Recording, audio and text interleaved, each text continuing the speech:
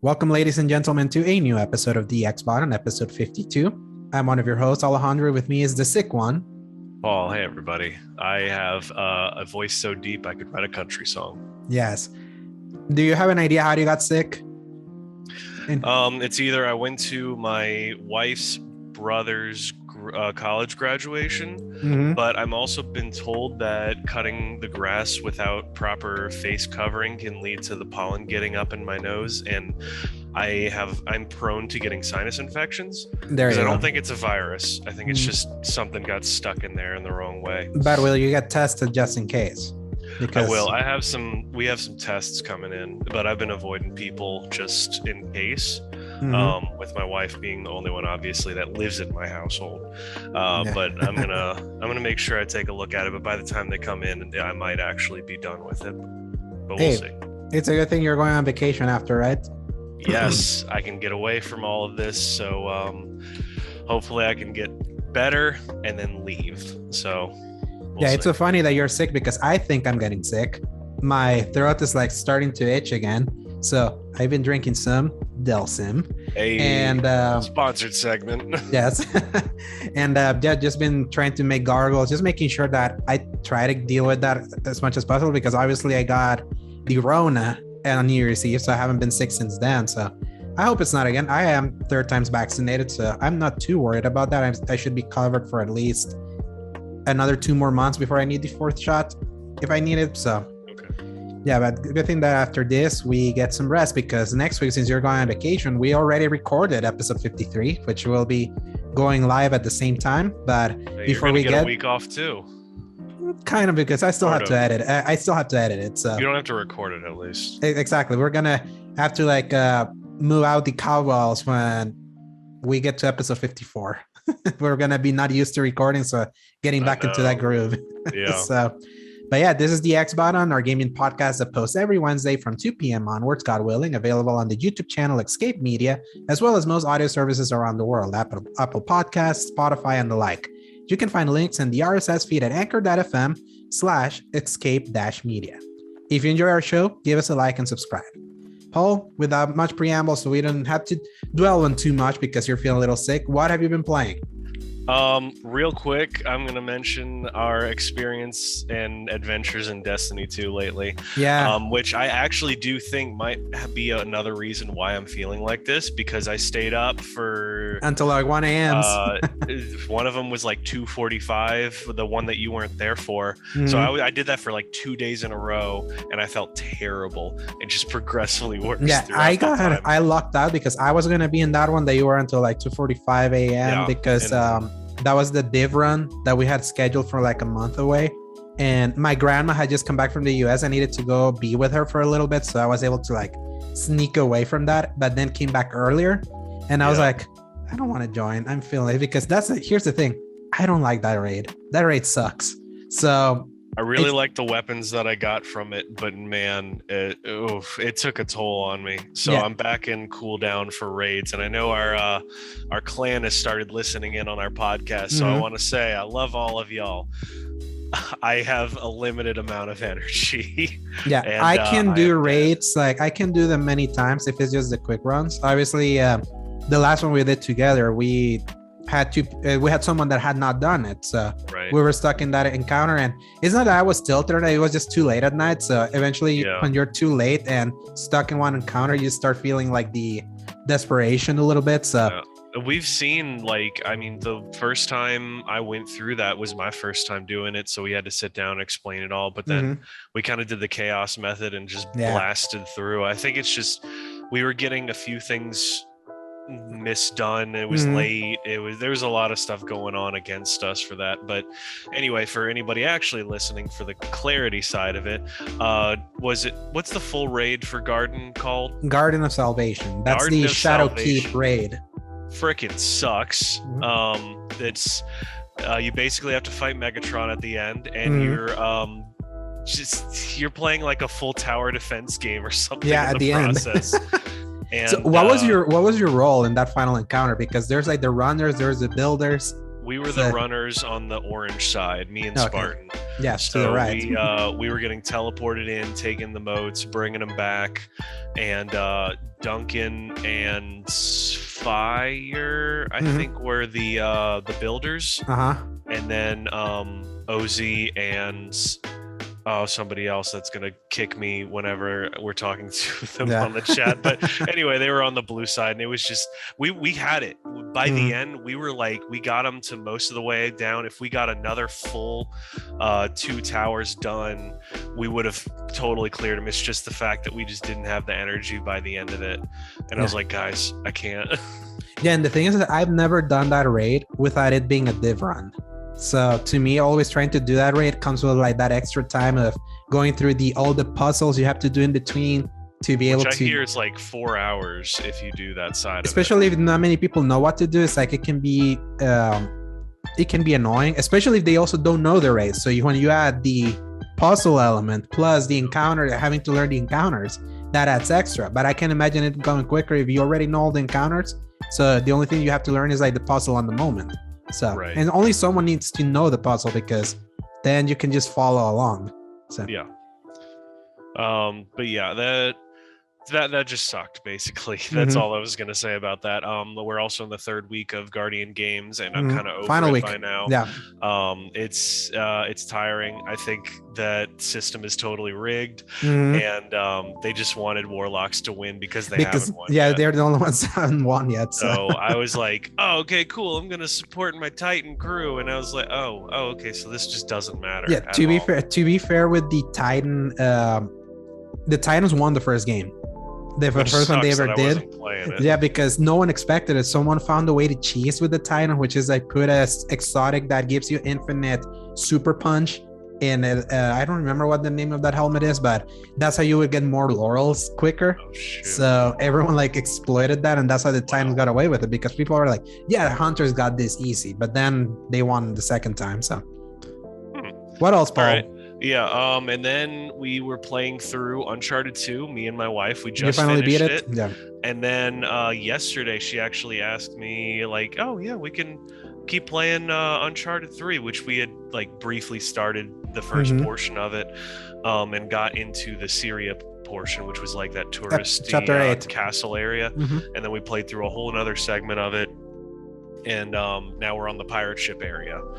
The worst part of that game. Yeah, so that was a lot. I realized that there's a good amount of it that I kind of forgot, but even more of it that I actually really remember. Because part of it was really interesting, and then part of it was just kind of like, some of it didn't really make a whole lot of sense. But besides that, I went into House of Ashes, playing more of that, and I'm getting deeper in. I don't know if you haven't played any of that yet, right? No, because I was waiting to buy them. They were on sale, and you put all these games we got on sale, and that wasn't in it. So I was like, oh, well, I guess we gotta wait now. I blanked out on that one because I wasn't thinking. But at least we got the full set now, and we can go back and play that together if we wanted to. And then the last one, we haven't bought it yet. That's what's funny. We have not. That's what I'm saying. That's what I just said. You did. We went through that whole, let's split a big amount of games that are on sale, and House of Ashes wasn't there. Like none of these Dark Pictures. They're in the wish list. So if you wanted to go and pull the trigger on it, it's all set up for you. Yeah. The last one was Far Cry 6 that I played, and I did not expect, just like you did, to enjoy myself. Right. As much as I did. It's much more enjoyable than you would expect. No, it's like it looks like it's just another Far Cry.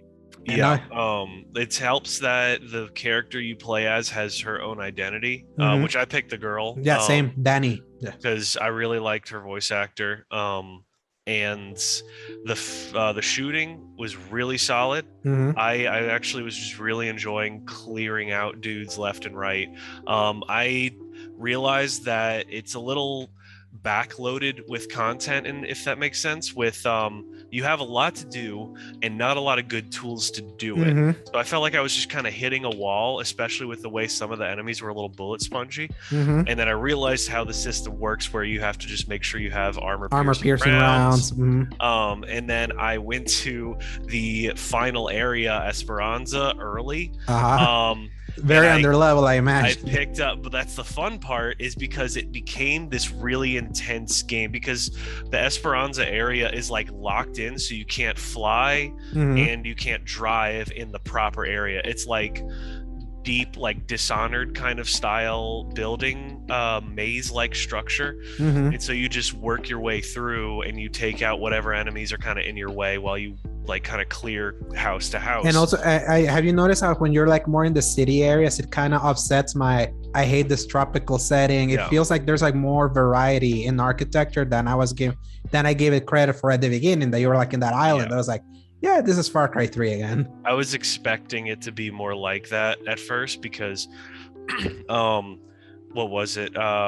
Sort of like a Just Cause, or however else we've been dealing with it, but it ended up being a lot more variety. Ghost Recon, that's what I was thinking of, with Wildlands, where it's just entirely forest, and then every once in a while you have like a little bitty outpost. But I've been enjoying it. I know the quality of life process has been way better, and no need to skin animals, no need to like loot people, you just walk through stuff. I feel like there is moments where the game struggles, where they only really throw a few people at me at a time, and especially since headshots are just a one-hit kill, I'm just kind of like boom, boom, boom, and then it's just like a lot of downtime until the next group of enemies kind of throws himself at me, and I feel like I am over leveled in the best ways, because I got this really good shotgun that's like semi-auto, and I shred people. So yeah, I just love the semi-automatic rifle that I put a silencer and the armor piercing rounds. Yeah, it just makes going through stealth. Sweet. It feels so satisfying. Good. But yeah, that was the last thing. And then just Giancarlo Esposito is fantastic as always. All the characters I didn't expect to love as much as I did. I got really invested in the Espada storyline, where like her whole family is like either in jail or people are getting killed because she's just going off like an action hero. I was like, wow, this is actually really emotional. That's impressive. Which companions have you gotten? Obviously, you get Guapo at the beginning. Yeah, Guapo. I love Guapo, but I got Chorizo, I think, but I only used the deluxe edition. Yeah, I love Chorizo so much. It was like a panther that gives you extra money, I think, from getting people, and of course, it like runs up and mauls people for you anyway.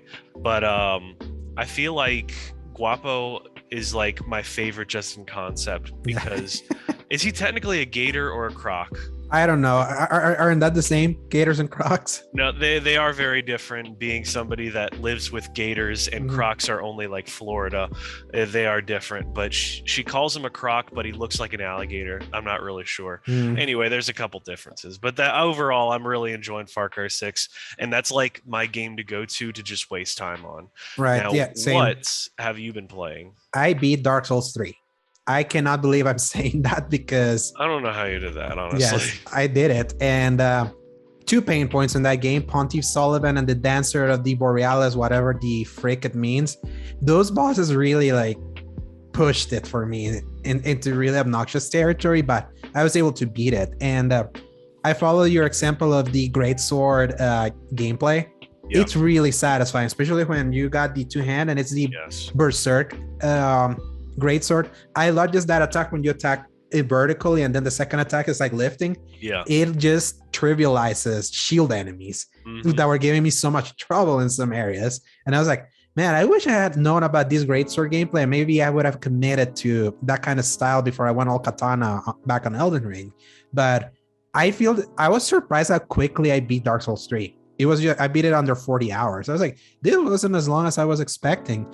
Well, I guess it depends, because you also beat a lot of really tough enemies in 1 or 2 attempts. And that's not the average at all for any of us normal peasants. Yeah, so I've realized that I'm probably a top tier Souls player that I consider. To me, it was defined with the one-shotting of Ornstein and Smog back in Dark Souls 1.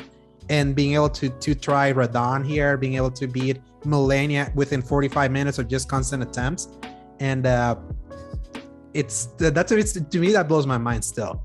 However, I still don't know if being at Souls top tier based on how quickly I've gone through these games is helping me right now, because against my own will, because I went back and read a bunch of lists of what are the top Souls games, and seeing Dark Souls 2 in equal measure, many lists putting it at the very bottom, but many lists putting it above 3 or very high. And I was like, because I remember after I finished Dark Souls 1, I put 2, and I was like, I'm not feeling this right now. Maybe I'm souled out for a little bit. But seeing everyone like champion this one, I was like, why? And my curiosity beat me. So I was like, I'm going back to it. And I started playing it. And Paul, you saw the string of text that I put in our chat. Yes, we did. In summary, Dark Souls 2 sucks. I hate that game so much. That game exemplifies everything that I think people feel is wrong about Souls games, because it emphasized the worst parts of a Souls game, because it misunderstood what people really liked about the original one. This one was not made by Hidetaka Miyazaki because he was making Bloodborne at the same time, but they wanted to put another Souls game because there was hunger for that after like almost 3 years. So Dark Souls 2 went there. And that game really feels like, we hear people really like how difficult it is, and completely misreading that people really like overcoming some difficult stuff instead of just things being cheap. Dark Souls 2 is cheap in every single way possible, and how many enemies it throws at you. That I was watching this video that was like, I absolutely hate Dark Souls 2, and I gave it a good shot. This time, the video that I linked to, that was 57 minutes, and it explains everything. It put everything that I was feeling was wrong about that one. That it was like, that game just throws so many enemies at you that the other games usually tend to be a little bit more deliberate with how much you had to be fighting at the same time, because of the way that game's engine and combat works. That usually 2 enemies at the same time can be a problem. In that one, you can have like almost 10 enemies thrown at you, and on top of that, they don't stop following you. You go this, and I still have this hulking dude still following me, this like nice little Templar still following me. The movement is all wrong because the game feels much slower. I decided to like Twitter search, and Jongya is actually playing through Dark Souls 2, and he put it well here because he fell in love with Elden Ring. So it was like, and he had played he managed to go through Dark Souls 1, and he was like, I'm gonna go through 2. He was like, yeah, this is definitely the worst one. And it feels like it got slowed in its movement and mechanics the same way Super Smash Bros. Brawl got slowed compared to Melee.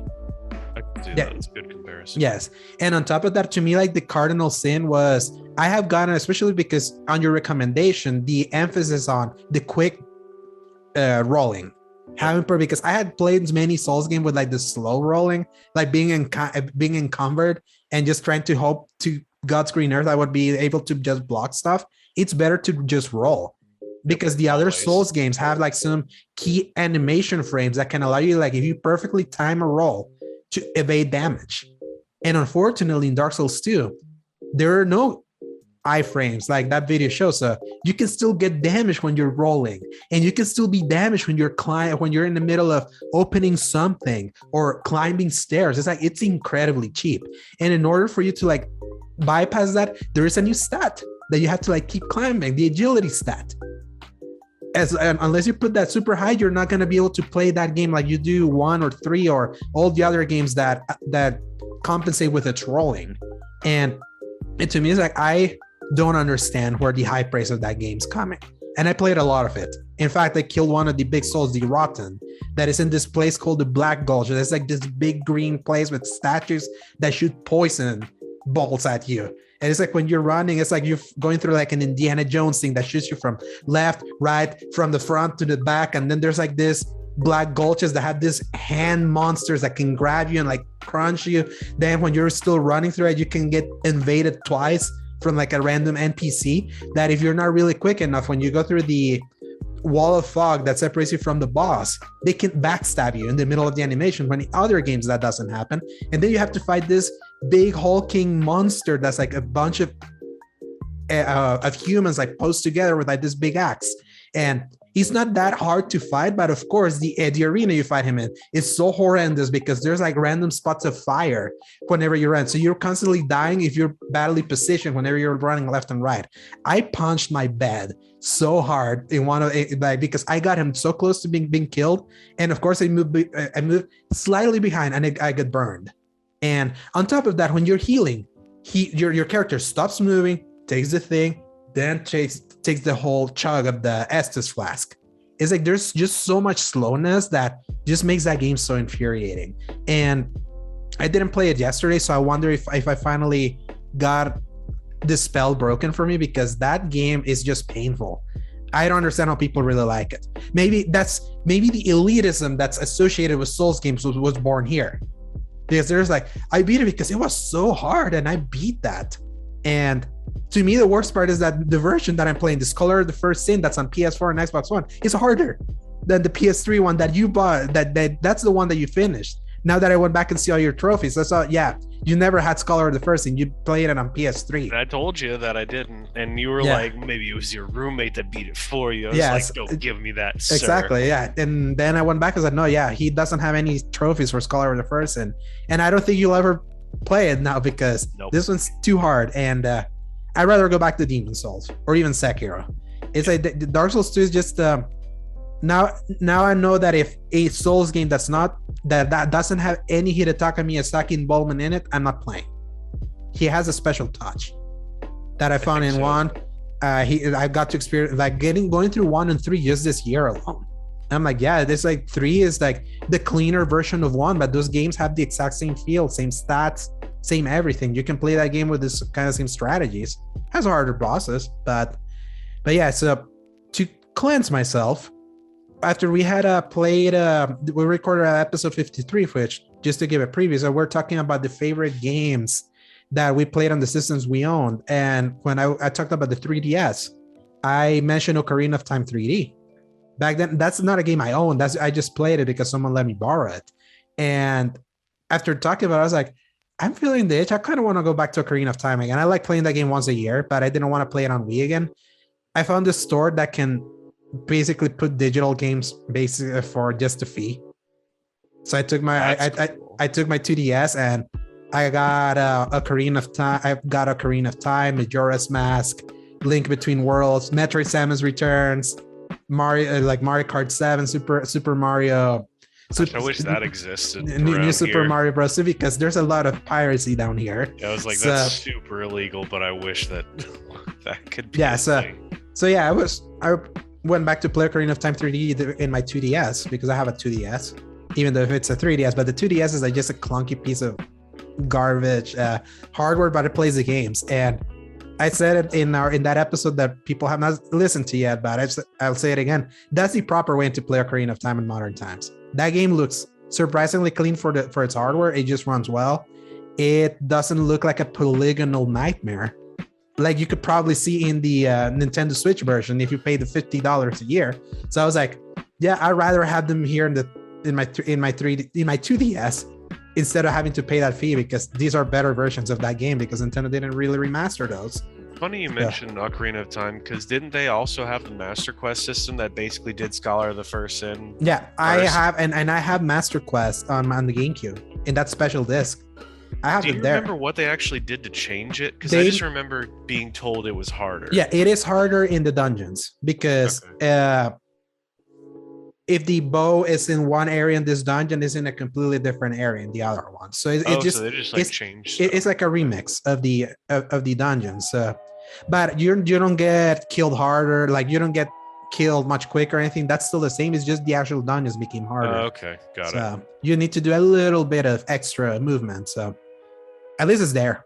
So and I'm glad that a Master Quest is not on Switch in the N64 one. So unless you have a 3DS nowadays, you won't be able to have that harder version of Ocarina of Time. So another example of Nintendo not caring about the longevity of playable games. They don't. And it's so funny because apparently in 10 days, you won't be able to buy any digital games on 3DS with a credit card. It's just going to be through the eShop points. So if you have any games, if you have a 3DS or 2DS and are curious about some stuff, unless you have the arrangements that I had, that I was able to install those games, go buy now, because you never know with Nintendo. So Paul, today is a little bit of a more solemn day for you, especially because you just came back from a sad time.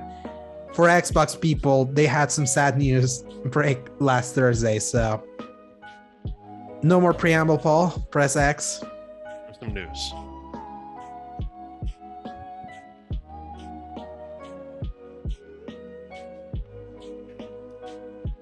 Bless you. Thank you. Yes. So, Paul, this broke early in the morning, and I'm eating crow for this one because I kept insisting there was no way this could be delayed considering the company, but I should have known better because of the time. So it would appear it's time to say goodbye to any holiday gaming plans for 2022. In a surprising move, number one, Microsoft and Bethesda announced that both Redfall and Starfield, the two Xbox PC marquee first-party exclusives slated for 2022, have now both slipped into the first half of what's slowly becoming an incredibly jam-packed 2023. Citing the usual quality concerns that usually come with the kind of delay, with Bloomberg's Jason Schreier noting on Twitter, some devs told him Starfield in particular was in a cyberpunk level state of polish around this time last year when the game was giving a November 11, 2022 release date. This leaves 2022 so far with no big marquee Xbox exclusive for the rest of the year, unless Microsoft surprise announces some during the Xbox Bethesda Games Showcase in June 12th. Just 2 weeks ago, we talked about that showcase. I was like, yes, Starfield's going to be there. I mean, it might still be there. It's just not going to have the... Is it going to be a deep dive? Because that's... I mean, we haven't seen anything from it, so this is the time that they really need to show us at least something. Yeah. I mean, gameplay, deep dive, whatever it is. I mean, we haven't seen anything more than a reveal trailer, which was cinematic and showed nothing. And a bunch of fart smelly developer interviews that they've been talking about. Look at this art direction. Look at like some of the things that we're planning of what could be happening with Todd Howard sitting with a bunch of stuff, but never showing the game. They have done everything but show the game. So this is they're far past time to be showing us things, and that's like, come back to me when they have actual things to show us. But I'll be there on June 12th, you said, to see what they've got, and we'll see. Yeah. Here's what's so funny though. Like Redfall, I was expecting Redfall to be delayed because that was the last thing they announced at last year's E3 Xbox Showcase. That was the vampire one, Yeah, right? That's the vampire looter shooter, basically. Yeah. Okay. And what's funny is that one was supposed to come out before Starfield. But we had not. That's the only time we heard about that game. And apparently, there's some people that have played it in like closed alphas, getting an idea. And I've seen some screenshots of that thing. Oh, looking so hot, I tell you. And I was expected to be, because it was supposed to come out in summer. So we were like 2-3 months away for that one. And I was expecting it to be pushed. Yeah, at all. Not shocked, but with Starfield, they literally put a November 11, 2022 release date last year. So almost a date a year and a half away. Considering this game has been in development since Fallout 4 shipped, because Fallout 76 wasn't entirely made by Bethesda's main game studio, the A-Team. They eventually ended up going to help them because that game was just such a trash fire. But you would have thought maybe they put that date because they've been working on that game for almost 7 years. But if they were saying that game is in the cyberpunk level state of polish, I think cyberpunk ruined gaming forever, Paul. I think there's been like a shift. Yes. Ever since Cyberpunk came out, man. And I'm sad because that was a game that I championed so much. That now that was gonna change gaming forever. And it changed it in it certainly did. And my goodness, the fact that ever since then, I mean, I'm blaming Cyberpunk as if that's the reason, not like a giant pandemic or something happened. But I think as far as how people have acted in a PR sense since then, I thought that it would be a much more positive, like, hey, we're going to learn from their mistakes, which, I mean, they technically are. They're not putting out the game in 2022, so that's kind of, I guess, an improvement. But the fact that they just clearly don't have their stuff together is another example. I mean, we just talked about it last week. Xbox can't seem to get their stuff together. And the window of opportunity for them to get away with that is fast closing. Yeah, and here's what's sad though, because Starfield being an Xbox exclusive, obviously available on PC, we can play it there until I get an Xbox. For some, this was the beginning of the new promise. The whole Microsoft doesn't release exclusives other than Halo, Gears, and Forza. That has been the thing that carried them fine in the 360 era when they were leading, because they knew that third parties would focus more on them than on PS3, give them the better versions and all that. Then when the script flipped, they obviously try to do something different early on. Sunset Overdrive, Titanfall, Ori, all those kinds of the Quantum Breaks. But eventually the pattern devolved into Gears 4, alternating Forza releases, Halo 5, and then Infinite got forever delayed, but it was still kind of like in that same trifecta. People were like giving so much credit that say, man, Xbox really had an amazing 2021. And like when I look back, it's like your two marquees were Halo and Forza. So, and Halo now is like its shine completely lost with how anemic its live service element has been. Anyone that enjoyed that campaign originally, I did. They don't think too hard on it now because of the state of the package. Everyone was like, you should have delayed this even more, maybe to this year, because you had nothing early in the year. They had to kind of like smoke screen it by saying they're buying Activision Blizzard, but the reality is that they have had nothing. That hasn't stopped them from gaining market share because they have an incredibly attractive proposition with the Series S. So available with Game Pass, it's like such a budget-friendly, consumer-friendly machine they can go there, get there.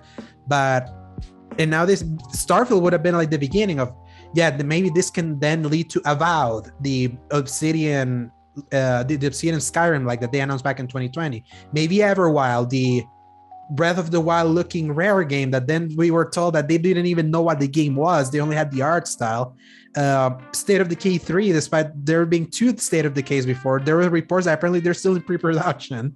Hellblade 2, which we saw gameplay back at the Game Awards, great. And it looks absolutely amazing. It looks the kind of game that they kind of that seems like the direct response to the kinds of games Sony makes, because Microsoft doesn't do that kind of third-person story-based game. At least they have that with Hellblade, and it looks amazing with Unreal Engine 5. We've learned that that's the technology that they are using, and it looks incredible. I mean, our friend Zach is like a big Hellblade believer now after playing through that game on Game Pass with his Xbox. So that could be a big one, but still no date. So that one could be in 2023, still rolling with like the new stuff. And even then, that was a series that they just snatched from PlayStation by buying Ninja Theory. So it's like, it's crazy to think that they have a promising like fresh outlook, and it's still not clicking. It's incredible. I've said it before. It's like the Xbox Series generation from an exclusives perspective is the worst Xbox has ever been. However, this is probably the strongest, one of the strongest Xbox generations because of everything they've done to the sides. No one can deny Game Pass. At least there's promise, knowing that even if it's far flung, the almost 30 studios they're gonna get when that Activision Blizzard deal absolutely goes through, because I doubt it won't at this point. It's like they will then be able to feast. It's just that they're still in that awkward 5-year period since they started acquiring studios in 2018 to now, where the promise hasn't been fulfilled. They're still kind of, the narrative of Xbox has no games, despite them releasing some last year, still holds true. Especially because after the shine just leaves, it was still just a Halo and Forza year with a Psychonauts that it was theirs, but it was in every platform. And Microsoft Flight Simulator, a flight sim. I'm not gonna talk crap about that because that's a very impressive graphical showcase for the Xbox. I've seen it, and the fact that it can run that game better on a Series X than in a PC, because the PC needs a monster to run that thing well, and on a Series X it can run really well. Not denying that. Plus all the day one games they got on Game Pass, the Back 4 Blood, Outriders, the surprising with MLB The Show from Sony. Basically, it was they've been able to like smoke screen their way, but now June 12th is important. They have got, with all the studios they have, maybe they need an ace in the hole. I cannot imagine that they would go this year without an entire first part. That's just complete negligence. And people can be like, yeah, like so, but Sony doesn't have anything yet. But it's like, hey, at least they have a confirmed Forspoken. They if you go to the Twitter for Sony Santa Monica, they just added coming 2022 there in the description. There's been like really excited, I can't lie. Yeah, there's been like 50-50, some saying that no, that was there before, but I was like, I don't remember seeing it coming 2022 in their profile description there. Obviously, we had the word from the lead animator when we talk about when Corey made his video during the anniversary God of War that they didn't have it. So it's, oh yeah, they're gonna delay it, but it's like they still haven't said. So that's still TBD for them. And even then, Sony made the work to release Horizon, Sifu, Gran Turismo 7. At least from like their first party, they have made the work. They at least have put out something in this early year. So, and we still don't know also what else they're working on, because God of War and Spider-Man 2 are the last new things from them. And they have all these studios also. So we still don't know about Sony in its entirety. But compared to Xbox is really just being carried by the promise and Game Pass and back compat. That's really cool. But eventually I would assume Xbox players want new games. If from exclusives. I will continue to sip my tea and say Microsoft, the clock is ticking. Yeah. No, it is now. June 12th better be a banger. Here's the thing. Now I don't need to buy an Xbox this year. I was telling you, I was like, because of Starfield, I kind of want to. Close. Yes, I was so close, and I'm like, yeah, thank you. Now but man, get to wait. After, honestly, for me, it was Zach talking about how poor it's been performing for some of the games that he has. And now with the Series S, yeah. I don't know if that was just Valhalla not doing very well and not being optimized, or if the S really did kind of kneecap some of its capabilities. Yeah, and that's the thing. That's been the first like more direct example of seeing a Series S not working, because I've seen other like our friend Josh JLC from our clan. He plays on Series S, and he's telling me he's had a great time, and he's not a liar, because he has told me other times when games just don't work. He told me Cyberpunk was weird on Series S, and I looked on Digital Foundry, and they said, yeah, this game doesn't have a 60 FPS option, so it feels sluggish to play. So I was like, yeah, he ain't lying. So I know that Series S is kind of like that in between. It's like, if you want to just be gaming a next gen, this is technically a next gen system for the price. So you want the best one, get a Series X that is not as widely available. I'm not going to fault them for that. I just think, not even the S, but I think things have been more inconsistent lately. I mean, we could talk about how the PS5 has been performing with certain things, and I have more stories to tell you about my Uncharted experience. Yeah, I know that the one that you told me you're going to show me the video. I forgot to share it. Yeah, John Drake having the weapon holster. How that happened. But yes, young Drake in my Uncharted 3 copy could murder the people chasing him. And I broke the game several times. There's an entire cutscene with Charlie Cutter having a full-on spaz attack during a cutscene that was in engine, and it was really funny to watch, and me and my wife were just cracking up because of how dumb it was. And there's a couple other things that were breaking, but it's just there's just a lot more inconsistency going on with a lot of these systems. And I don't know, with all this power, it's like some of the other tinier things are getting lost in the shuffle. So I wonder if they're gonna like eventually address that concept and like where that's going to even be, but that's another thing for another day. Oh yeah, especially with the PS5, they have a more inconsistent backwards compatibility solution. I mean, I tell you, like Assassin's Creed Syndicate, my favorite of that bunch, is broken, and that's just in that console, and they still haven't fixed it. It's so funny that now that I didn't put it in the news, but that Ubisoft Plus is coming to PlayStation, and they're doing this PS Plus, this Ubisoft Plus Classic Collection to all the old games. And I wonder if then eventually, because they only are offering Valhalla right now, but they're saying we're gonna add like 50 games for the Ubisoft catalog into this PlayStation Classic Collection. And I wonder if they're gonna put all the rest of the Assassin's Creed games there. That would be a really cool value. And if eventually then they put Syndicate there, then they might finally go back to that game and be like, we gotta make this thing work on the system, because the only one that it doesn't. It forced me to buy an Xbox copy in the case that my PS4 eventually dies, and I want to go back to that to that game. I bought that new copy for $8 on Xbox. I would say, good or bad, the fact that Ubisoft is adding so many games to the PlayStation catalog is a really great move, and especially for their tier. Acknowledge that because it's not even the highest tier; it's like the second one above it, which is the second one. 70 or 80. No, the 80 a year. Is it 80 a year? I think is the one, because the top tier is 120 a year. Okay, it's either that or it's 100. I don't remember, but maybe anyway, 100. It's probably 100, but it's not still the highest. Either way, that's still pretty good for that many Ubisoft games. Some of which are actually really good still, no matter how much we clown on the company, because I feel like the games they make and the company behind it are completely separate entities at this point. Yeah, and when some of their games in their usual like already well-trodden formula work, I mean, look at Far Cry 6. It's working for you right now. It's a great comfort food. So they're the great burgers and shakes and fries company, basically. The good junk food. Yes, and something is good for that. Like that junk food served me well for Elden Ring. But going to Xbox, like what do they have for this fall? This next one would be interesting. Number 2, Paul. Amidst the Redfall and Starfield delay, it would appear one of the alleged plans for Microsoft for this year was to release a Master Chief Collection style remaster of the Gears of War trilogy. According to Nick Baker, a journalist from Xbox Era relayed by Video Games Chronicle, he had heard a collection was planned to be one of the key pieces of the Xbox lineup, and without explicitly stating it was Gears of War, he said this quote: "Everyone has guessed it. If you go from November 2021 to November 2022 and you look at Microsoft's big game output, it would wind up being Halo, Gears, Forza. 2021 was Halo and Forza, so might as well, yeah. Would do it." BGC itself learned that the coalition is still in the early stages of development for the next entry in the Gears franchise, though no word if it's either the next mainline entry of the series, Gears 6, or a spin-off title. They're also allegedly working on a new IP and were recently spotlighted in the Epic Games Unreal Engine 5 live stream a couple weeks prior as adopters of the technology.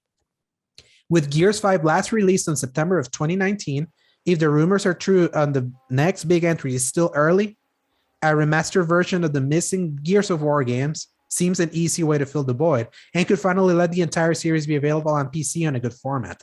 Because if you're just on PC, you can only play the first game in Ultimate Edition and 4 and 5. 2, 3, and Judgment are just 360 games on back compat. Oh, I didn't really. Well, okay, so that actually makes sense to me, I guess. But, gosh, I did want to say, just in general for Gears of War, having just finished the 2019 Hellboy movie, I realized how much I missed that really over-the-top violence that some games had, and Gears has it in spades. Inverted the line between this is so campy and hilarious to God, this is really dumb. And I loved the heck out of it. But and also earnest and emotional the more you went into that series. Yes, because that's what I was going to touch on, where it I think even by like the second game, the whole over-the-top gore was starting to get like, okay, whatever. But then they started leading they started allowing the expansion of the characters themselves to have like these full arcs, the relationships between the different characters, and how each one is enough fleshed out that they made an entire Baird themed Gears of War Judgment spin-off game in like so many books. Like they basically took over where Halo was going with all their books and stuff. But my goodness, and I kind of respect where they kind of changed things up for Gears 4, even though it wasn't like the one that I really loved the most. I remember enjoying it. Gears 4 was just Gears 1 again. It was The Force Awakens. It was a new studio giving you kind of like a little taste of the new, but also the familiar, showing you we can do it as good as the old guys. I still think they did a really good job with it, though. I think they stuck the landing where Force Awakens kind of didn't. It kind of put too much in the, hey, this is possible versus, hey, Gears 4, we're just going to tell our own story while also kind of just saying what happens with the next generation, which is like a very difficult thing to do, I've noticed. Gears 5 I didn't play, but based on what I was watching, because I watched like some cutscenes of it and I saw the ending and stuff, I was probably more interested in the plot line of Gears after that point than I was in the initial part, where it was like, all right, big muscly guys are going to kill things, let's see what they do this time. And this time it was like, oh shoot, we got some plot twists up in the air, let's see what's going on. But remember, 5 is focused on Kate, right? Which I think she was my favorite of that like next bunch for sure, and I'm glad that she was the one they focused on, as opposed to once again Force Awakens, where they saw how Phoenix, people were like, hey, we saw who the most favorite, now we're going to change the entire plot to focus on that one who was the fan favorite. And Yeah. So I appreciate what they're doing, and I want to see what they're doing next. But I mean, even if they do a spin-off, I think they've earned a point where they can do that. I feel Coalition has proven a more quality studio than 343. 343 has fumbled so many times. They have misunderstood what made Halo Halo, and then had to like try to go back to what Halo was to try to make an impact with Infinite. To be fair to them, it's like Infinite is the closest they've gotten to Bungie's Halo, but it's still leagues beneath what Bungie ever did with Halo. And the Coalition, at the very least, has kept the spirit of Gears of War intact. You can play all 5 Gears, they feel the same.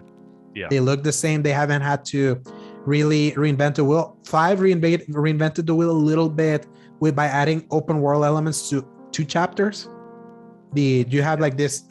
You have that during the skiff, like the Metro Exodus style. Yeah, exactly. They want the Metro Exodus style. And more and more I've respected that. I used to think it was like, oh, why isn't the whole game open world? But now I'm like, that's not the focus. Yeah, exactly. You lose it when you do that. So I've learned to understand that a little bit. Yeah, more, and some people love the variety that added, kind of like more breathing time to just kind of let things in, especially because the 2 environments, the ice environment and the red desert, stunners. Very different too. Yeah, and it's not the great. It's completely, especially from Gears 4 and onwards, they have moved on from like the decrepit art style of the original trilogy to add a sense of beauty that Gears didn't have, while still maintaining the violence. But also, some people didn't like the open world section because some people just love the relentless linearity of just like combat, slow time while you're talking, and go forward. Some people just like that kind of forward momentum. Yeah, I think some variety works at the beginning. In replays a little harder. So, man, we should probably go through Gears 5 someday. Maybe if this remaster happens, because I would love to play them on PC. We did say that might be a Gears series playthrough might be in the cards one day. Exactly. Man, that would be quite a journey, that's for sure. Yeah, that'd be fun. I would hope this, especially now that Xbox has nothing, there's the possibility that one of their other holiday games this season is another Forza, but now Motorsport, because they haven't had a Motorsport since 2017. That's true. So because they were like, they were gonna reimagine the Motorsport series after Motorsport 7. So it's kind of time they can kind of insert it. Yeah. It's not gonna help the narrative that there's just a company that releases Gears, Forza, and Halo stuff, but eventually that new stuff will come. So I think so. Number 3, Paul. We have previously talked about both the Dead Space remake and the sequel to Star Wars Jedi Fallen Order before in the show, and we got recent news about both. For one, the Dead Space remake finally has a release date of January 27, 2023. The ever-reliable Jeff Grubb mentioned the original plan was to get the remake out by October of 2022, so this is technically a delay. So we'll see if the date sticks. Sticking with Grubb, who had previously told us about the Fallen Order sequel delay, he got word the planned name for the sequel is Star Wars Jedi Survivor, and is the other game EA mentioned in their fiscal year to be released next to a remake before the end of the 2023 fiscal year that ends in March 31st, 2023. So expect Star Wars Jedi Survivor to be released between February and March of next year, barring a catastrophic delay. And I added this as an addendum because it's a Jeff Grubb also joined. Also all related Jeff Grubb news in the Kind of Funny Games cast, he heard The Last of Us remake is a holiday 2022 release and he's confident it ships this year. So I mean, I was sad to hear that Jedi Fallen, Jedi Survivor. Jedi Survivor is going to be a next year release, but it makes sense when you think about the context of everything else going on. I wish that they would put that colon where it should be, so it can be Star Wars Jedi Survivor instead of Star Wars Jedi : Survivor. Yeah, that just doesn't make sense to me. I'll just say this: I don't like that name. It seems so generic. I don't know why. I think Fallen Order it was a mouthful, but at least it was more unique. I didn't think it had anything to do with the game itself, though, because anything about the Fallen Order aspect of it had already happened entirely. Yeah, it's like way before. So I almost feel like the first game could have been called Jedi Survivor. It would have made more sense. And now we can expand beyond that. But either way, I mean, I loved the game. It had its problems, but this is their new opportunity to just fix whatever didn't work and continue that process. And I am all in on whatever they've got. So I'm about it. Dead Space. I remember Dead Space 2 was my first foray into that series. Same. Honestly, I jumped ahead and I picked it up randomly at one year when my parents were out of town one week, and that game traumatized me. It like backed me into an alleyway and just beat me and took my money, and then I said, wow, that was fun. Actually, I didn't buy it until 2013, but my first experience was the Dead Space 2 demo in January 2011.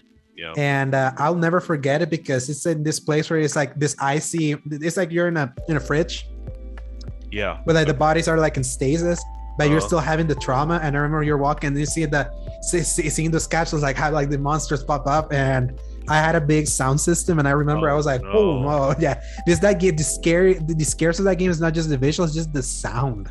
Yes, that game has punchy sound. God. It's such powerful sound design, and the gameplay loop is surprisingly unique for not just horror movie or horror games, but shooters in general. It's like it's one of the best third-person shooter controls ever. It just feels tight. It's so like perfectly tuned. Gosh, and you needed it to be perfectly tuned because you had to be very precise. It's not just about shooting the monsters; it's about dismembering them. And the very cathartic stomp mechanic. I remember, got better in 2 because in 1 sucked. The stomp mechanic wasn't that good in Dead Space 1. But man, like the ability to just stomp your fear out on something that scared you was very freeing to me, and it really helped me, I think, fight a lot of stuff in games and life for me. So I'm so excited for this. I really want to play it. It's why people call it the best survival horror game, and I think it's probably the best at enabling that sweet spot of empowering and weakling. It's like you have the weaponry to feel empowered, but at any point you can get overwhelmed.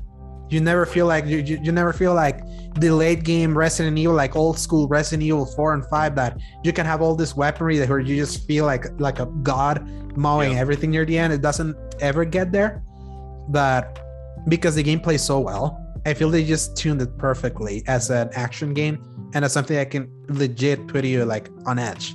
So absolutely can't wait. I mean, if this was delayed from October, I feel, especially with EA being how they are, I think it's a lock because EA has barely anything, so they need games out because they're very reliant on their fiscal year earnings. So compared to most companies. So one other thing I did want to mention is I really appreciate their video series lately. Going very in depth on every aspect of their remake process. I think the one that I watched recently was about their lighting. And I love that because it's like they're showing behind the scenes of like all of the bright angles of everything, hitting buttons and changing the code so that it does the lighting the right way. So if y'all ever are interested in the behind the scenes of just game development at all, watch the live streams. There's 2 of them now. And there's like 7 or 8 different videos focusing on different aspects of game development that they've been doing. I think it's on IGN. It is, and you can find them on YouTube also. Yes. But yeah, so we can move on from there. But I just wanted to mention that part. I thought was really cool. Yes. So number 4, Paul. Despite the recent turbulence surrounding Square Enix's divesting from its Western studios, it would appear the company is getting ready to unleash a lot of Final Fantasy on us pretty soon. According to VGC again, during a Japanese live stream focused on the mobile battle royale Final Fantasy VII First Soldier, Tetsuya Nomura, the obsessive lover of chaos and darkness, confirmed Square Enix is going to share some announcements soon to coincide for both the 25th anniversary of Final Fantasy VII as well as the 35th anniversary of the series this coming June. What's on June, Paul? The Microsoft thing? I mean, it's Summer Game Fest, so... Okay. So it makes sense. So basically E3 time. So previously, original Final Fantasy VII director Yoshinori Katase said the plan was to share more details on Final Fantasy VII Remake 2 during this celebratory year, where the only concrete news we know of the game is that Tetsuya Nomura is not directing it, but letting Part 1's co-director Naoki Hamaguchi take full reins as he becomes a broader creative director on the franchise. It appears Square Enix is sharing that plus more, as they're apparently planning to release more Final Fantasy games this year, with the highly anticipated Final Fantasy 16 getting a trailer really soon. So I guess Stranger of Paradise is not going to be the only Final Fantasy we get this year. Guess not. I mean, I'm all for it. I'm curious to see what it's even going to be. I mean, this could probably be one of those late 2022 things to look forward to, especially with everything else disappearing out of that time frame. Yeah. I think it's absolutely going to be well, okay, let me think for a second, because the remake of maybe 9 that we talked about. Yeah, it's in the Media Leak. The leak. Yeah. So I could see that being the case. They reveal that and then just release it later in the year. It could be Final Fantasy 1, 2, 3, 4, 5, 6, the biggest blue balls they ever did last year, when they're like, we're finally doing pixel remasters of these games and they're only on PC. Yeah, that's true. They could put that on console. That'd be nice for everybody else. I know I saw that Final Fantasy 8 was on sale, and they had already kind of updated the look of it. Yeah, it's basically a remaster. Okay, cool. But yeah, so besides that, I mean, I would love to see more Final Fantasy 16, because we only got that one gameplay trailer, which looked really cool. 2 years ago. Can you believe that? 2 years ago. And it was already looking really polished. So unless they just really focus on polishing that one area of the game for the trailers, I mean, it's about time for us to see. Yeah, and Final Fantasy 16, what makes a lot of people so excited is that it's not Tetsuya Nomura that's directing it. I know, right? It's the guy from Final Fantasy 14. I think it's Naoki Yoshida, I think is his name. And we know Final Fantasy 14 is like so beloved, incredibly beloved as an MMO, that Square Enix had to stop selling it because they couldn't keep up with the server demand. That news blows my mind, where they literally told people to stop buying it and they took it off because it was too good. Yes. that is just hilarious to me. And it coincided with WoW basically crashing at the time. Yeah. So I still wish that I know they let you play until level 60 or something for free, but just knowing that if I ever got too into the game, that I'd have to start paying regularly. That's what stopped me, because I have heard so much praise for this game from so many people that I trust, that I tend to it took me this long to get into Souls games, and so look where I'm at now. All up their butts, but I'm very scared about that kind of commitment, especially and I've gone on again, off again with the whole DC Universe Online thing. That was also what was stopping me, having to invest in all those expansions that they became free eventually. Yeah. So I think that if they really, it's tough for me to say, if they really want it to continue, they're going to have to make it free to play eventually, because they're not strapped for cash, obviously. No. But I feel like that game is that game is keeping them afloat when everything was a disappointment for them, literally. That's a good point. And maybe that's why they're so hard on all of their other IPs, because they're like, why aren't you making the Final Fantasy 14 money? Gosh. But yeah, that's really all I have to say on it. I'm looking forward to Final Fantasy 16. I hope we see more. Hope we get to see Final Fantasy 9, because it's one I never played. Now you declared that you're a big Final Fantasy guy that never has finished any game other than 15. So correct. And 7 remake mainline, yes. And I consider 7 remake mainline. So I mean, I could tell you individual stories about exactly why I would get 2/3 to almost to the end of each of these games, and something would happen to stop me from being able to finish it, that it just became like a curse, that I just couldn't finish these certain things. That happened to me. That happened to me at 13. 13, I hated 13 all the way through, especially because that was one of the games where I mentioned what the nightmare that is trying to be a gamer down where I am at. But Final Fantasy is like that one series that could break away from the usual for some people that were just the FIFA guys, the Call of Duty guys, and they were all playing 13. So I never had really driven deep into a Final Fantasy game. So I was like, everyone, they're apparently very excited for this one. I might as well try to get into this one.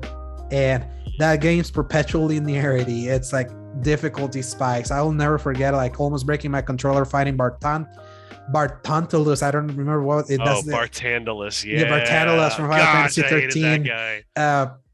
And just everyone saying, but no, don't worry. You eventually the linearity will stop, and you're finally getting to this wide open area, this open world. It's okay, I'll keep pushing. And then eventually I got there. It's like, this is a pretty place and I don't want to play this game anymore.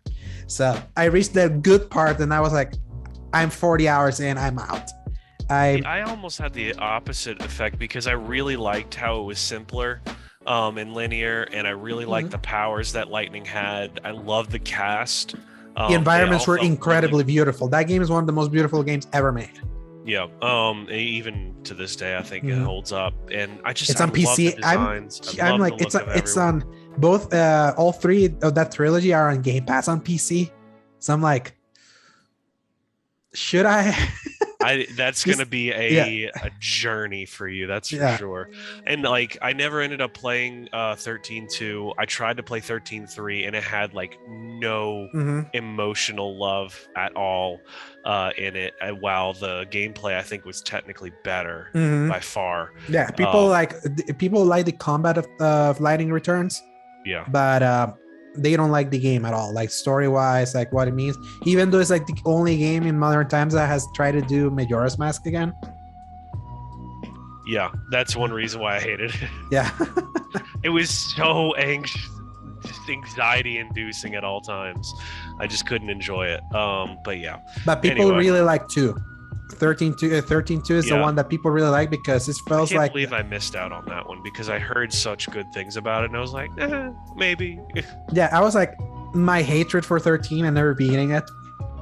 I didn't want to be. I managed to be very self-conscious then, but at the time I didn't have the cash to be able to buy all these games like I have now. So at the time I was like, that's not for me. So.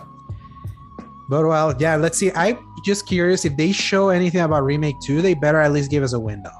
It's like, I would hope if they do this year, maybe they're like, it's coming out next year. So I would at least like to see what they're going to really cover, because this is where things are going to get real gray on what they're going to consider worth it. Yeah. So that's what I'm mostly curious about. Yeah, I'm still to this day blows my mind that they were able to take a 5-hour section of the original PS1 game and make a 30-hour RPG out of it. That didn't feel, I'm going to say this, it still feels like a full game. Stretched in parts. Yeah, without those like 2 or 3 specific chapters, the whole game still feels very substantial and necessary. And I thought all the stuff that they branched out on was actually really good. But yeah, for a first episode, they managed to give us a full game. So that's still like not a perfect full game, but it's still a full game anyway. But with a bigger, with more love and care put into it than the success they saw, then now I'm wondering if they're going to put all that care into the wider canvas that is the rest of that original game. And if they will want to cut corners, because they had also mentioned they wanted to move on from this project also. So that's what I'm worried about too. Yeah. Well, let's see what else we got. Yeah. So penultimate story, Paul. Number 5, developer Techland, the studio behind the original Dead Island and the 2 Dying Light sequels, announced they're currently in preliminary development of a new open world fantasy RPG. Think Skyrim. The new project is very early in development and doesn't have an official title yet, but the studio is openly hiring for over 70 positions to work on said game, which apparently already poached talent from other studios, including open world director Bartosz Oshman that worked on Cyberpunk and with The Witcher 3, narrative director Karolina Stachira, who worked on Witcher 2 and 3, and narrative lead Arkadiusz Borowik that also worked on Witcher 2 and 3, and also working on this game are creative director Mario Maltese, who worked on Prince of Persia: The Sands of Time and Mad Max, lead game designer David McClure, who worked on Deathloop, and lead animator Kevin Quaid that worked on Horizon Zero Dawn. So they're trend here. Yeah. So it's like they're getting some good talent, as you say. Yeah. Dying Light 2, a game that we dodged the bullet on early this year because some reviews were mentioning how buggy it was. It has apparently gotten better in the 2 months since they've been like patching. So I'm not opposed to us diving on that in a future sale. I haven't seen it on sale recently. So an RPG, I feel like Techland, especially after we did Dying Light 1, they do have RPG shops. I think they know the course of questing. They know the course of like what makes like progression work. I can see that working on a fantasy RPG. Obviously, Zach put the idea of parkour and fantasy. I'm like, that'd be cool. Sounds really awesome, honestly. I mean, like, just imagine if you remade a Thief game with the concept of the movement of something like that with Dying Light, gosh, the possibilities would be endless just from that. But and then he shared us the video of the real life knight that learned how to do parkour back in the 15th century, and that was freaking awesome. So then I'm like, well, shoot, now the world is our oyster. We can make whatever we want out of this. So just the concept of all that. And I feel like that the parkour is so embedded into their technology. I would assume they would still be using their own technology for this. That's what I would think with their whatever engine they use, the baseline. Yeah, that I would feel that would be kind of like the element that makes it stand out from everything else, because obviously Elder Scrolls 6 is gonna come out sometime. Avowed from Obsidian, that's basically a Skyrim-esque game on the Pillars of Eternity universe. And what are you doing to like stand out from that kind of game? I would say maybe parkour is what will separate this one. Yeah, I think I mean, you just think about what other medieval setting games around free running there are, and you got maybe Assassin's Creed. Yeah, and then that's not even medieval. Prince of Persia, and like nothing really fits that exact mold. So I think this is a fantastic opportunity. And I assume it's gonna be in first person, so it's gonna be like kind of like their Dying Lights. And if there's something that I really realized now, especially after my Dark Souls binge and having recently rewatched Game of Thrones, which I totally have a problem. I'm rewatching it again. Oh my gosh. Yeah, so I restarted again because go watch other things, Alejandro. Nothing's clicking. I tried with Berserk and you know what happens. Oh gosh, yeah, you're right. Okay. Yeah, because I had the option to then follow that 2017 anime and not gonna bother with that. So might as well stay kind of like, I really like fantasy. I like that. I've realized I really vibe with fantasy. So another fantasy. You watched all the Castlevania show, right? Yeah. I mean, like, I'm probably gonna rewatch that also. They made a Witcher show on Netflix that was animated like that. Did you remember when that came out? Did it come out? Because I think it was announced. It was last year, I thought. Oh, okay. I thought it was just announced. It was about Vesemir when he was young. Yeah. So Witcher, yeah. You know, I should try to give Witcher another shot, because that's another show that I never could get into back in the day, because everyone had that stupid song so much, and then I heard it, I was like, huh? And I think I became so bitter about that I didn't finish that whole series. So maybe I should do that just to give the power of spite, man. I gotta say. Yeah, I can be very spiteful around some stuff. If something doesn't click with you in season 1, just know season 2 kind of fixes exactly. Yeah, no, that's what I heard. So that's what I had forgotten that season 2 came out, because it took 2 years to come out. So it's there. So it happened, and once again, that was another thing where they just kind of dropped all of it, so people talked about it for a week and then it was gone. So yeah. But also this year with Elden Ring, Dark Souls 1, Dark Souls 3, Dark Souls 2, also Demon Souls, like that fantasy kind of mentality, like everything regarding that style of fantasy is all like, my mind is like so digging these days, that maybe I'll go back to Skyrim finally. It's time.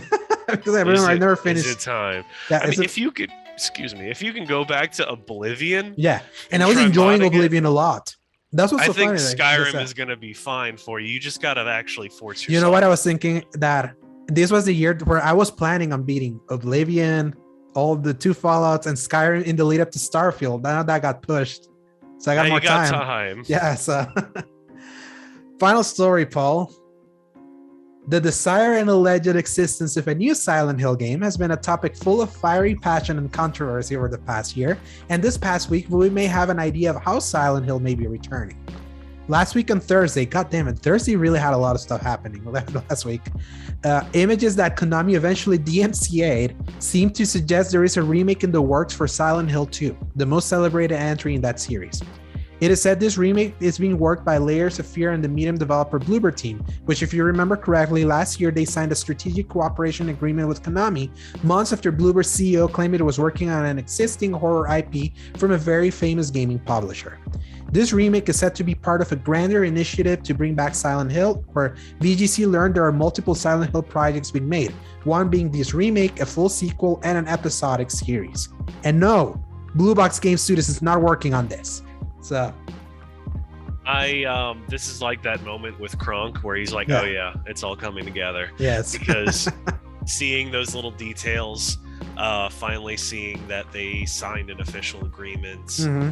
This one sounds a lot more possible. Yeah. Especially the fact that Konami DMCA'd the images. That's the ceiling part of it, where like they could have let those leaks there, and everyone could be like, maybe it's just like a highly elaborate, because people, there are so many great artists these days that they can fake anything. The fact that they DMCA'd it, it's like, yep, this confirmation. So all those inside jokes in the last Game Awards of like Guillermo del Toro. Oh yeah, you know what a game I really like? Silent Hill. I wish they could make another one of those. And the game, the Slitterhead game that's from the Silent Hill creators, is like there's been so much Silent Hill that people. Here's what's funny: is like Silent Hill has been dead for so freaking long, and the last games in Silent Hill were not that good. The fervor for everyone wanting a Silent Hill, I think it's still because of PT.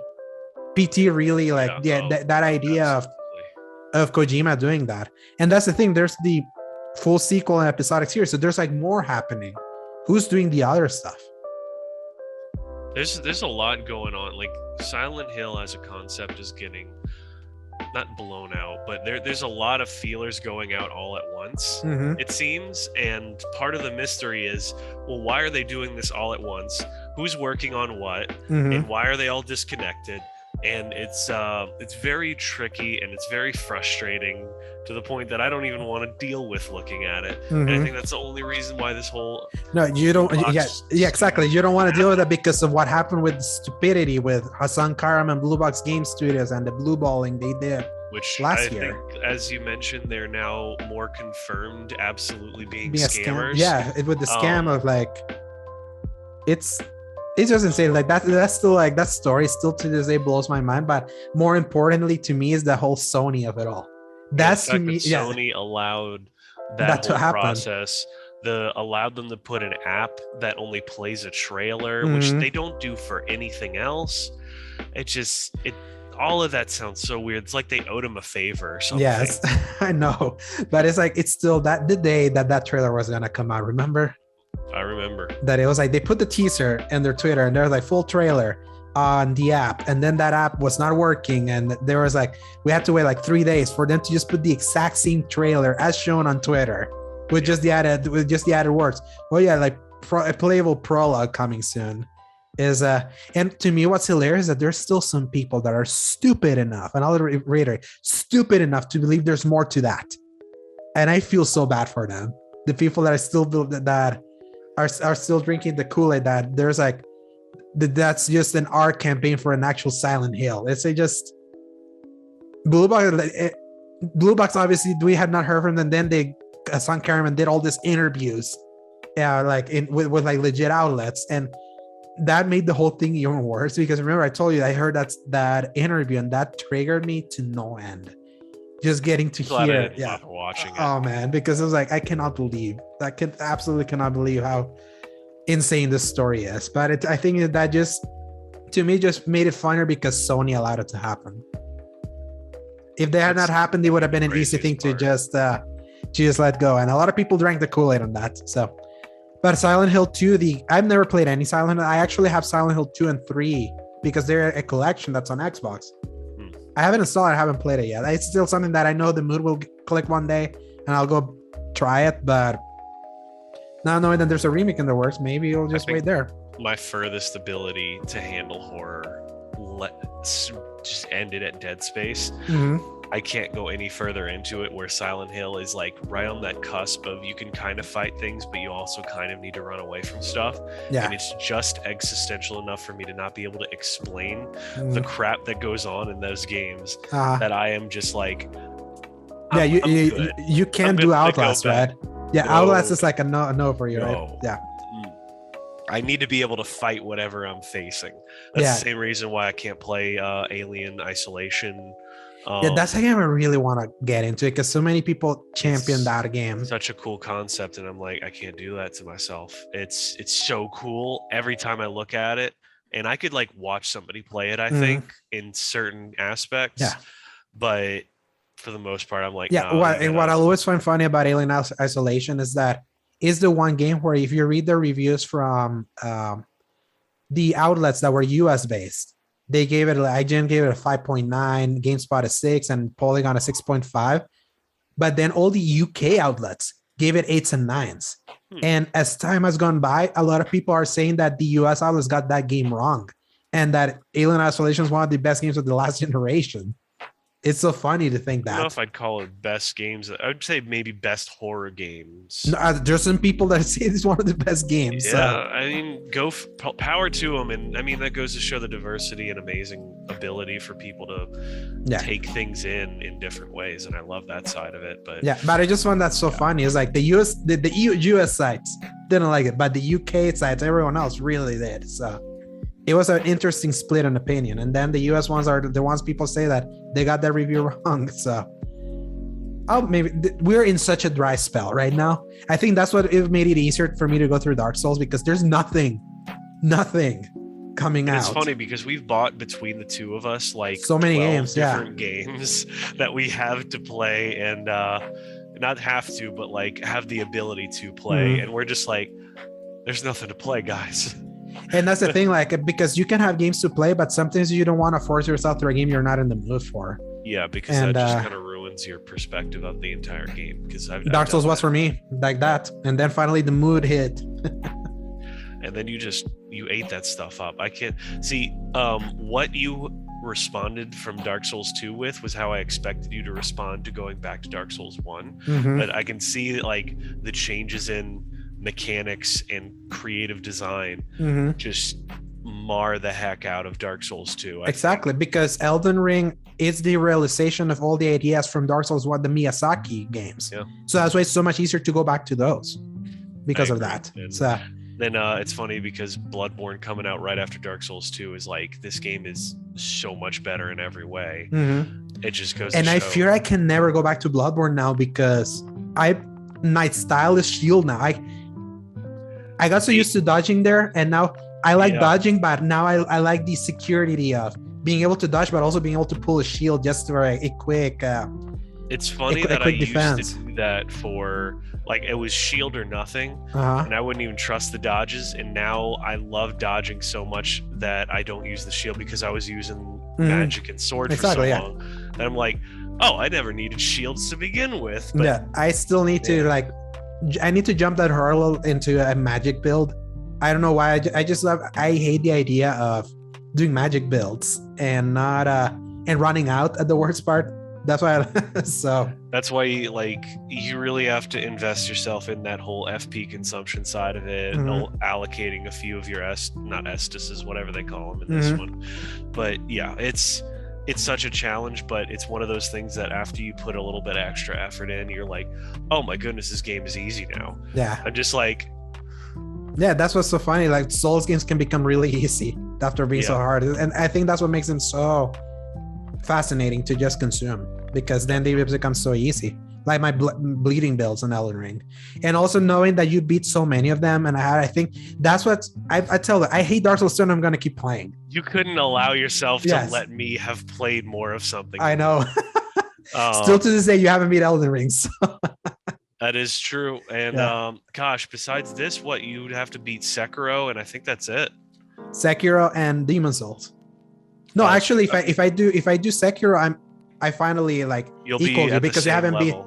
You haven't beaten Demon Souls either. I haven't beat Demon Souls, and I'm never going back to the original Demon Souls either. And I will. I've seen enough videos of fun builds to make that game more tolerable. If I do, I might have to do that, because I'm not really enjoying myself with the way that it is right now. So I may need to make some changes if I go back to it. Yeah, but those games they're worms. They don't let go.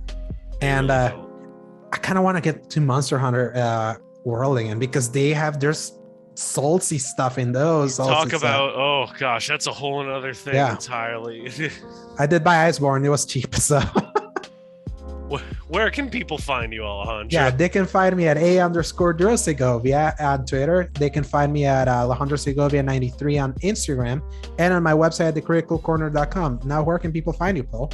As always, y'all can find me at Dork of Art on Twitter. That's where I post all my art and memes games. Also, that's where I'm going to probably be posting all of my Uncharted glitches. So you want to see how I break one of my most beloved games and kind of have that disillusioned part of me broken, you could find it there. And that's about it, Alejandro. Yeah, so, and with that, Paul, we concluded this episode. Don't forget, people, if you like what you heard, like and subscribe, share. If you find a way, let us know what you think, what you liked or didn't like about this episode. Yeah, please. And then next week, remember, it's an evergreen episode where Paul and I will talk about our favorite games of the consoles we've owned. And then Paul and I will reconvene again for episode 54. Hopefully the world hasn't ended on episode 53. Technically, wouldn't it be 50? No, today's 52. Oh, yeah, you're right. Yeah, wow. Next week is 53 and then 54. 54, 55, that's going to be E3 time, probably. So jumping right back into it, aren't we? Yes, we are. So, Paul, enjoy your vacation. Hope you're feeling better. And everyone, stay safe, stay sexy, and remember, press X. Gosh, to play. That sexiness messed me up. Good night, everybody. Hasta luego.